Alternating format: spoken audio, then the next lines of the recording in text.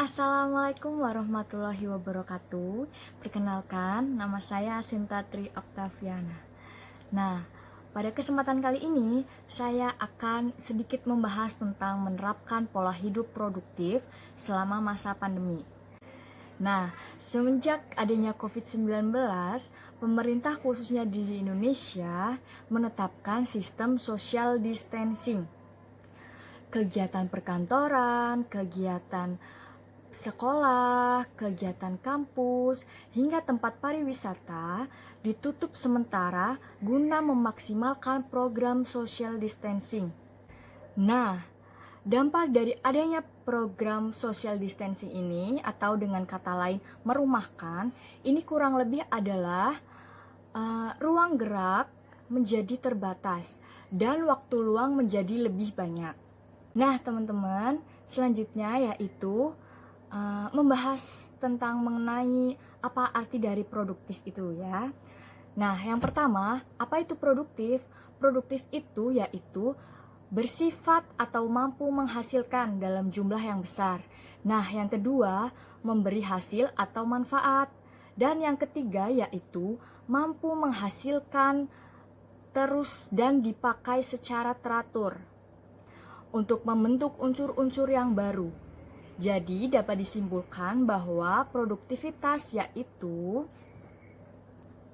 sikap untuk melakukan kegiatan dan ingin terus berkarya, yang hasilnya kemudian bisa bermanfaat bagi dirinya maupun bagi orang lain.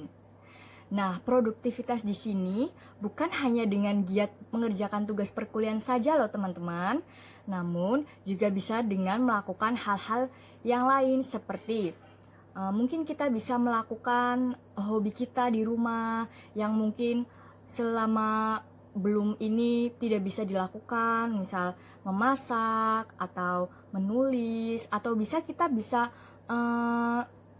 belajar bisnis kecil-kecilan gitu loh teman-teman, agar bisa tetap produktif. Nah teman-teman, mungkin teman-teman semuanya bertanya, gimana sih cara agar tetap produktif di rumah? Yaitu yang pertama harus bisa mengambil peluang. Kenapa begitu? Apa itu yang dimaksud bisa mengambil peluang? Yaitu bertindak, berbicara, berperilaku, berpikir, semua itu didasari dengan landasan positive thinking atau berpikiran yang positif gitu ya teman-teman. Hal ini bisa menjadi motivasi untuk teman-teman untuk melakukan produktivitas seperti yang sudah saya bicarakan sebelumnya, yaitu seperti menulis, membaca, memasak, dan lain sebagainya teman-teman. Nah, cara yang kedua yaitu membuat agenda. Nah, teman-teman jika mau produktif itu harus bikin agenda selama di rumah, mulai dari perjadwalan. Teman-teman bisa buat jadwal keseharian dari seminggu atau sebelum ke depan untuk mengontrol apa saja sih target yang akan teman-teman peroleh seperti itu. Nah, selanjutnya langkah yang ketiga yaitu lakukan sesuatu yang positif teman-teman. Seperti apa sih melakukan sisi yang positif? Yaitu mencoba memberikan waktu untuk diri sendiri. Lakukanlah sesuatu yang menurut kita positif dan bisa kita kembangkan. Seperti itu ya teman-teman. Nah, selanjutnya mungkin teman-teman juga bertanya-tanya, mengapa sih kita harus tetap produktif selama pandemi ini? Nah, jadi gini loh teman-teman, kenapa sih kita harus tetap produktif selama pandemi? Karena pada saat seperti ini kita harus tetap membutuhkan yang namanya aktivitas.